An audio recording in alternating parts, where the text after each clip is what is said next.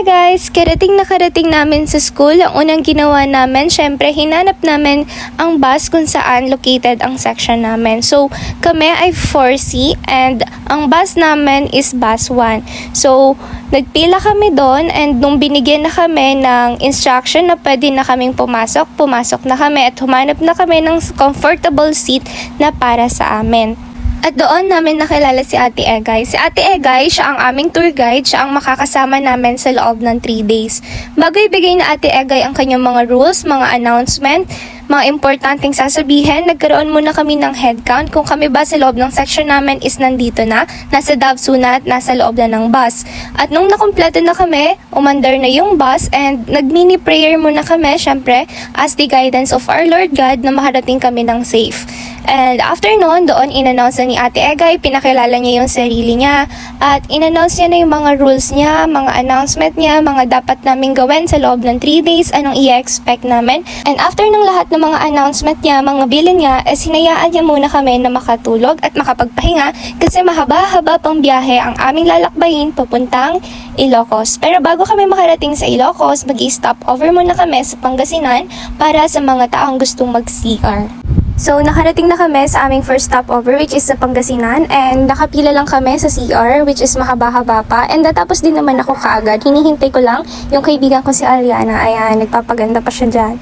Tapos, ayun, kumain lang kami at nagpahinga kasi mahaba-haba pa yung biyahe namin kaya hindi muna kami umupo sa bus agad. Nung tinawag na kami, ayun, pumupo na kami and ayun na, start na ulit yung biyahe. Nanabik na makapasok sa Ilocos Sur at finally, the wait is over after hours of the trip. Nakarating na kami to our first attraction, ang Bantay Church, also known as St. Agustin Parish Church, as one of the oldest church ng Ilocos region. At ang kanyang watchtower naman ang nagsilbing tagabantay against invading pirates, kung saan nakuha ang word na bantay. Pagbaba pa lamang ay masisilip na ang Bantay Watchtower. Ngunit sa kadahilanang they are old, different yung materials na gamit sa kanila, they are vulnerable in calamities. And hindi agad sila basta-bastang mapapakilaman for the reason they were protected by the law. Minsan pag-restore sa kanila ay may tamang proseso. Hindi man ma-experience na makyat, bumawi naman sa view ang Bantay Bell Tower. At syempre, hindi natin sasayangin ang pagkakataon na makapasok sa Bantay Church.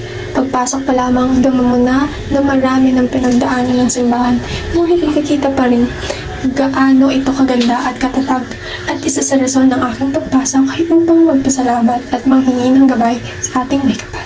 Ngayon, tayo naman dumako sa pangalawang destinasyon, ang Pagburnayan. Sa maliit na bayan ng Vigan, may isang nakatagong yaman ang bumabalot sa tradisyon na sining sa pagbuo ng burnay o lalagyan na gawa sa luwan. Dito, umusbong ang Ruby Pottery na pagmamay-ari at pinapatakbo ni Fidel Antiporda Go. Kasabay ng pagyakap sa kanilang craft, isang malaking parangal ang natanggap ni Fidel noong 1990 mula sa National Commission on the Culture and Arts. Itinanghal siyang pambansang alagad ng sining. Ang bawat urna ng burhay na kanyang mga likha ay naglalaman ng kwento ng kanyang masagisag na pagtaguyod sa kultura at sining ng kanilang bayan. Sa aking mga kamay, kasama ang aking kaklase, naranasan kong buuin ang isang burnay. Ito ay isang tradisyonal na sining na nagmula sa Vigan. Sa simula, tila nagiging buhay ang mga luwad sa ilalim ng aking mga palad. Ang pagbuo ng hugis at paglalapat ng mga detalye ay isang masalimuot na proseso. Ngunit sa bawat pagkakamali, nakakamtan ko ang kahulugan ng persistence. Ang pag-init ng hurno at pag-aantabay sa bawat yugto ng paglulupasay ng bunay ay parang pagsilang ng obra ng sining. Sa huli, nakatutok ako sa bawat jar na aking likha. May pagmamalaki ang aking puso dahil ang bawat isa ay nagtataglay ng aking sariling karanasan at dedikasyon sa paggawa ng tradisyonal na sining na burnay. At syempre, hindi natin palalampasin ang pagbili ng souvenir para sa ating mga mahal sa buhay. Time check at 7:37 a.m. 15 minutes away to the famous heritage town of Ilocos, the Vigan. Ayan, excited na nga po ang mga person to take picture, capture the moment. So even you're not a fan of history, you still appreciate Calle Crisologo because every corner kitang-kita may mga person na nagpo-post because it gives Instagrammable background which the material used is unique, so ibang-iba na sa ginagamit ngayong kasalukuyan. syempre, hindi papalampasin ang riding a Kaleza. Okay. So, habang kami ay paandar, si Kuya is non-stop din ang pag-andar ng kanyang bibig. Syempre, kidding aside, dahil sa kanyang kwento, nakaptivate niya ang aming attention. Talaga namang iba talaga ang power of love. And sabi nga ni Kuya, vegan is a lucky place. Sa pagpatuloy ng kanyang kwento, nabanggit niya nga na dati na itong city na tinawag noong Ciudad Fernandina de Vigan, which not only witnessed ang ganda, also the tragic event faced by Father Jose Burgos of Gomburza. Ewan na lang kung hindi nyo alam si Padre Burgos. And even former President LP Joaquinino's family was not spared despite his power. He could not save his wife and 3 children sa pagpaslang sa kanila ng mga Japanese forces. Sa pagpapatuloy ng kwento, nabanggit ni Kuya na dati na itong city na tinawag noong Ciudad Fernandina de Vigan, which not only witnessed ang ganda but also yung tragic event faced by Father Jose Burgos ng Gomburza.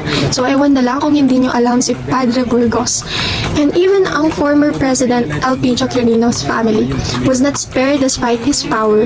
He could not save his wife and yung 3 children niya sa pagpaslang sa kanila ng mga Japanese forces. Pero kahit ganon, his revenge is still kindness, which nagre-reflect, nag-ingrain in the traits of the Ilocano people. So having personally experienced their warm welcome and genuine hearts, every part of the region echoes with stories of kindness and resilience. And I'm happy na na-experience ko, nalaman ko ang past story nila. Na dati na itong city na tinawag noong Ciudad Fernandina de Vigan, which not only witnessed ang ganda but also yung tragic event faced by Father Jose Burgos ng Gomburza. So ewan na lang kung hindi nyo alam si Padre Burgos. And even ang former President LP Joaquinino's family was not spared despite his power. He could not save his wife and yung 3 children niya sa pagpaslang sa kanila ng mga Japanese forces. Pero kahit ganon, his revenge is still kindness, which nagre-reflect, nag-ingrain in the traits of the Ilocano people. So having personally experienced their warm welcome and genuine hearts, every part of the region echoes with stories of kindness and resilience. And I'm happy na na-experience ko, nalaman ko ang past story nila. Ang next stop naman namin ay ang La Casa Blanca Hotel sa Vigan City, kung saan dito kami kumain ng lunch and dito namin na-experience ang kanilang mga good food and pinagmamalaking pagkain. And at the same time, dito namin na-experience yung touch of their culture sa pagdating sa kanilang mga pagkain. And after namin kumain, by batch, tinur nila kami na ikutin yung La Casa Blanca Hotel. So, pinakita sa amin ng mga rooms, different types of rooms, different types of amenities, facilities na matatagpuan sa loob ng La Casa Blanca de Hotel. And pina-experience nila sa amin kung ano ba yung itsura ng mga different kinds of rooms with different types of rates. So, ayun, nag-enjoy naman kami at the same time, madami kaming natutunan. Adventure we're on! Hindi na nga namin pinalagpas kaming 4 na ma-experience sabay-sabay ang 4x4. Habang umaandar, ang pinting ng aming puso ay hindi malaman kung kababa or excitement. Sa pagpapatuloy, hindi matatawaran ang ganda ng aming kapaligiran. Tila ba'y nakita na namin ang pahinga na aming inaasan. Pahinga muna, kakaisip. Ako ay naging emotional sa sobrang kaligayahan at saya na aking nararamdaman na matagal-tagal na rin na masasabi ko na ako ay nakapag-enjoy at masaya dahil kasama sila. I stumbled upon unexpected happiness in this serene place. Nature keeps me calm and the unparalleled beauty surrounding where I could linger for hours, simply absorbing the view. In this moment, there's no judgment, no boundaries, just me, feeling thankful and grateful. In a matter of minutes, I discovered peace. And sandboarding adds a touch of fun, and I know I keep coming back from it. Tuloy-tuloy pa rin ang saya after adventure. Nakipag-sing along with the Baswan, the hati-hati Baswan. Sabi nga, ang mga picture ay nawawala pero ang experience ay patuloy na nakatatak. And because of these people, day 1 became so memorable and unforgettable. And we just arrived at Playa Tropical Resort for the first time. Our delicious dinner, check. What similarity or similar na meron sila sa Kapampangan dish is masarap. Pareho ang food. So, after the dinner, nagkaroon lang kami ng time, ng personal time namin sa kung ano ang gustong gawin namin. And i-spend namin yung time na yon magkakaklase na mag-bonding, mag-swimming, and mag-get together sa isa't isa. And at the same time, katapos ng lahat ng yon, nagpahinga na kami kasi maaga pa kami para sa day 2.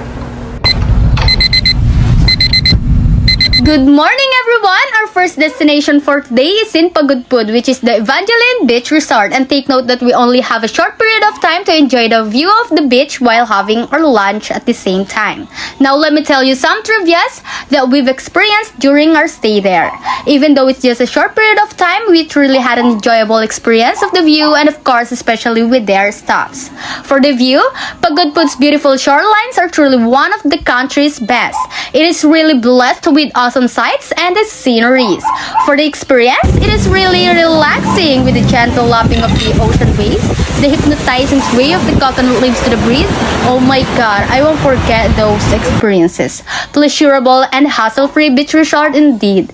Except that I forgot to bring my own swimsuits and just borrowed top from my classmate Char. For the staff, we had to at least deal with them because we were looking for a fitting room to change outfits. Then they entertain us and let us in. They really make sure that everyone is in their great hands. And that's all for our vlog in Evangeline Beach Resort. Goodbye! Hi guys! Dito namin sa tour ngayon and papunta kami ng Windmill. Ayan, I'm with my friend, Aliana. Ayan. Hi! We are over here at Windmill! Namin kayo dito guys. Sobrang kami. As you can see.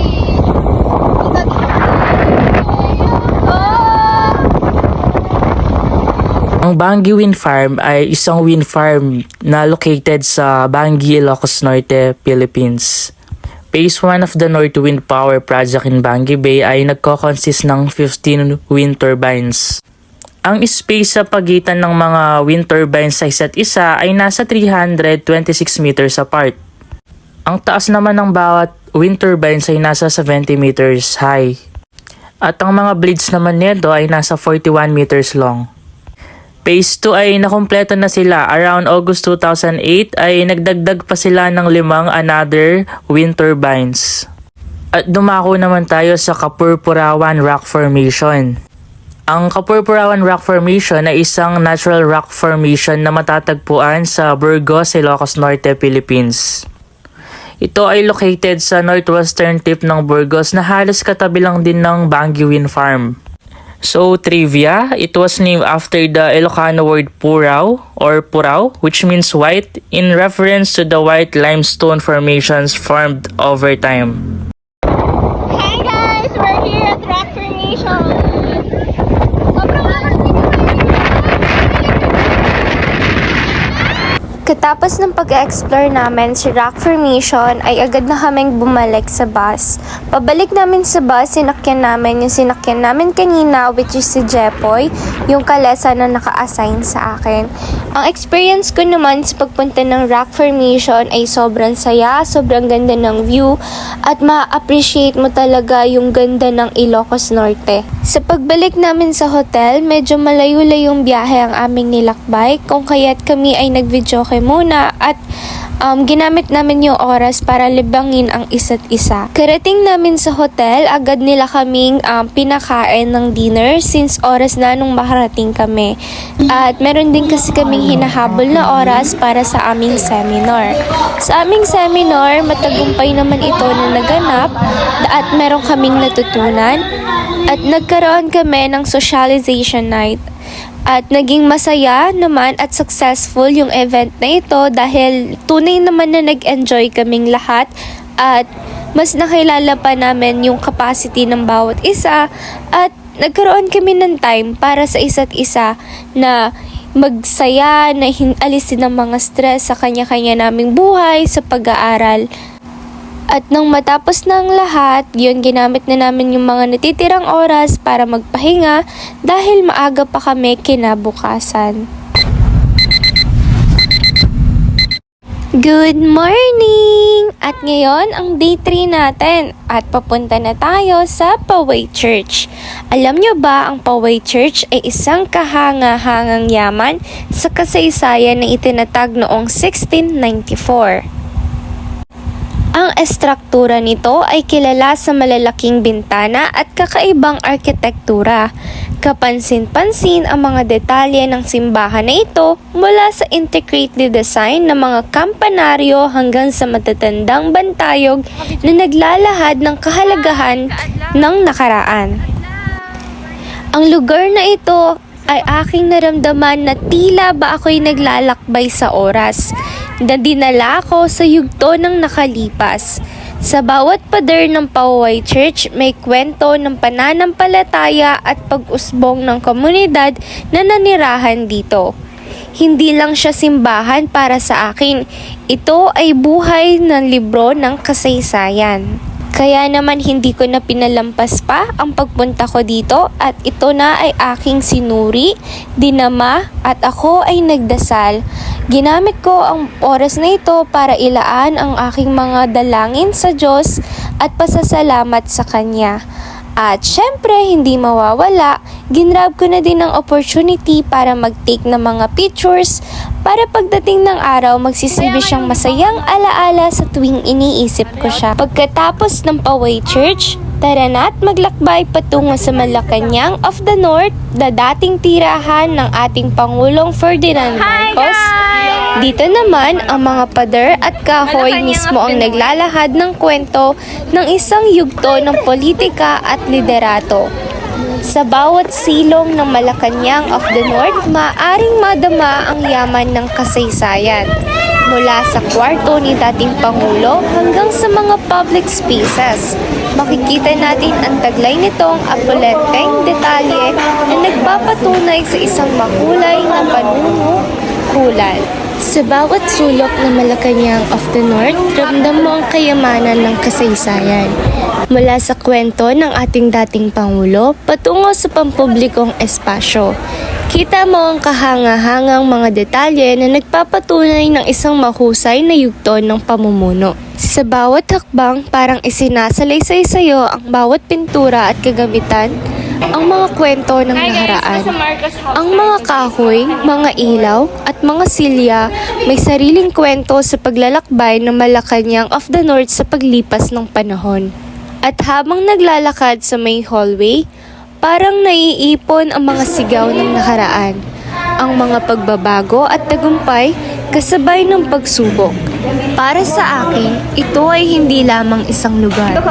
Ito ay isang museum ng kaharian ng kasaysayan na handang hibahagi ang mga bawat aral ng nakaraan. Ang Malacanang of the North ay hindi lamang naglalaman ng gamit at forma, kundi isang bukas na aklat ng kasaysayan na patuloy na nagbabahagi ng aral at inspirasyon sa mga bawat bumibisita. At katapos namin sa Malacanang of the North, kami lamang ay bumili ng mga pasalubong para sa aming mga mahal sa buhay. At doon na namin tatapusin ang aming travel vlog. Ako si Jocelyn Zumbile, kasama ko sina Aliana Roque, Lourdes Garcia at Charles Leasing. At ito ang aming travel vlog sa aming experience sa Ilocos Region.